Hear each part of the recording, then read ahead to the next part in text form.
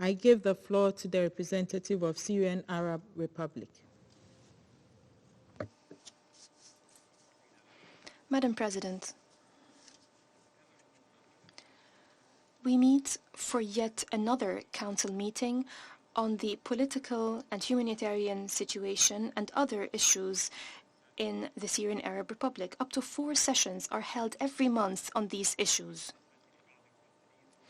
It seems that some members of the Council regard these sessions as a waste of the Council's time and resources, especially as they still insist on ignoring the fundamental challenges that Syria is confronted with, specifically terrorism, continued violations of Syrian sovereignty, and the tremendous suffering of the Syrian people as a result of unilateral coercive measures.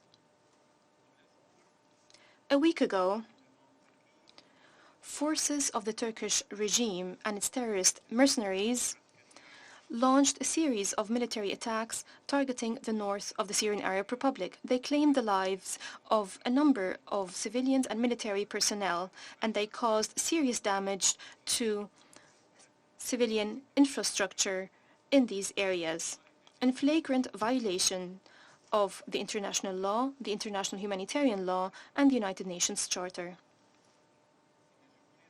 The Syrian Arab Republic condemns in the strongest terms the Turkish attacks. The pretexts used by the Turkish regime to justify these attacks have been exposed and no longer fool anyone, especially as the Turkish regime continues to support terrorist groups and is sponsoring to this day Daesh and al-Nusra Front. Syria calls upon the Security Council to compel the Turkish regime to end its illegal military presence on Syrian territories immediately. This council should also not ignore the continued illegal presence of US forces on Syria's territories. They are supporting militias in the northeast. This is another violation of the UN Charter and Syria's sovereignty, unity, and territorial integrity. My delegation, once again, demands an immediate withdrawal of US forces without any preconditions. Madam President, the Security Council remains silent while Israel's occupation of the Syrian Golan persists, as do its practices against our people in the Golan. This is consistent with the subversive role played by the United States and Turkey on Syrian territory.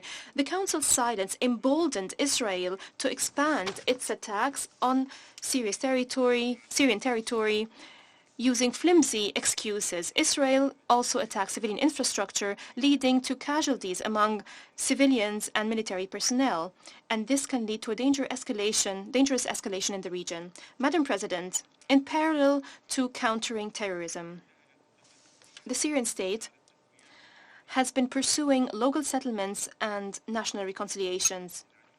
We have taken a number of important measures, including the issuance of amnesty decrees by the President of the Republic, the latest of which was Decree number 7 of 2022. It is comprehensive in scope and in the way it deals with terrorist crimes. Such measures were taken to ensure a return to normalcy, to enhance national unity, and that has allowed many Syrians to go back to their normal lives. It is surprising that despite all these efforts, some still insist on ignoring the achievements of the Syrian state in this regard. Syria has been engaging positively with initiatives to settle the Syrian crisis in a way that is Syrian-led and Syrian-owned without any foreign interference. In this regard, it is important for the Special Envoy to continue to play his role as facilitator, as stipulated in his mandate. Madam President, concerning the humanitarian situation, the Syrian Arab Republic is doing its utmost to provide the necessary assistance to all Syrians without discrimination and to improve their living conditions and to provide the basic services.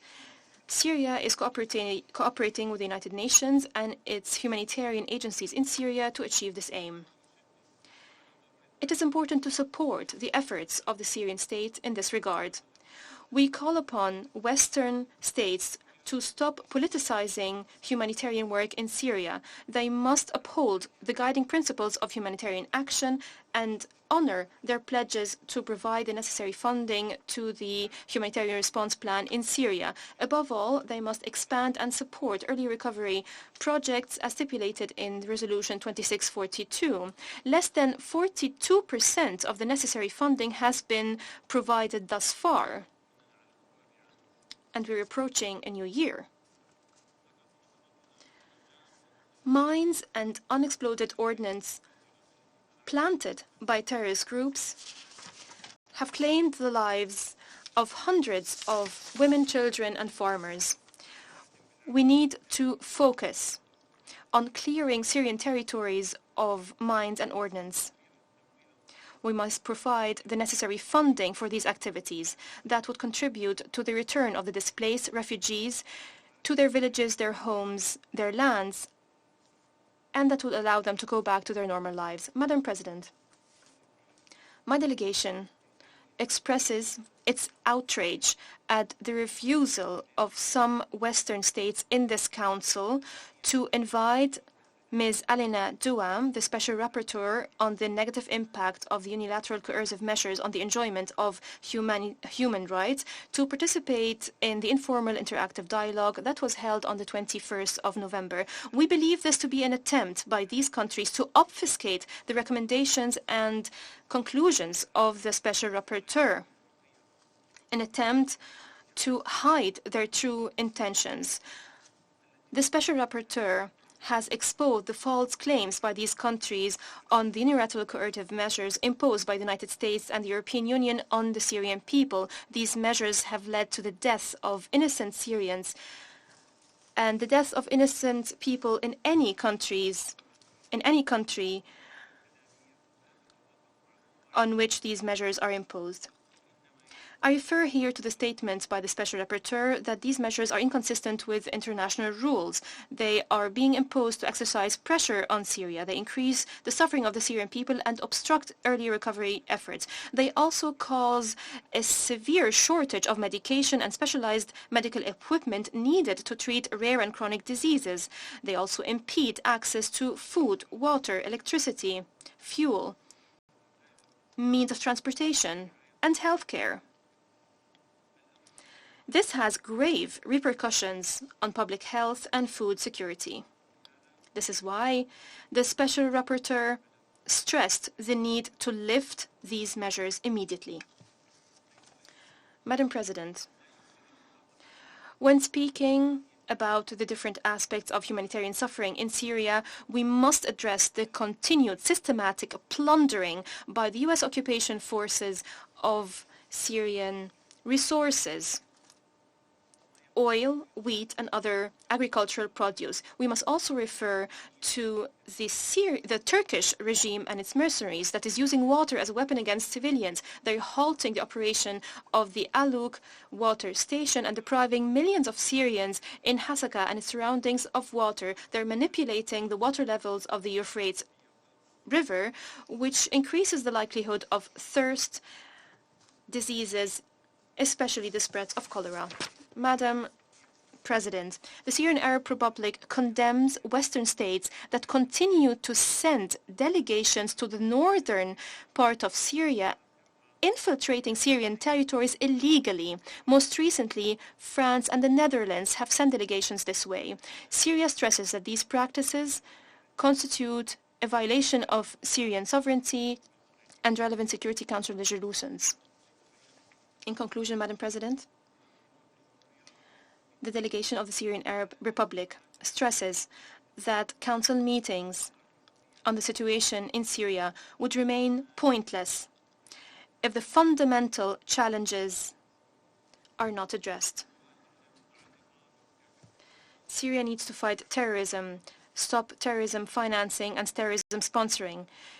It needs to end the illegal US and Turkish military presence on Syrian territories. It must put an end to Israeli attacks on Syrian territories, and it must ensure the immediate lifting of the unilateral coercive measures that can only be described as inhumane and immoral. I thank you, Madam President. I thank the representative of the Syrian Arab Republic for their statement.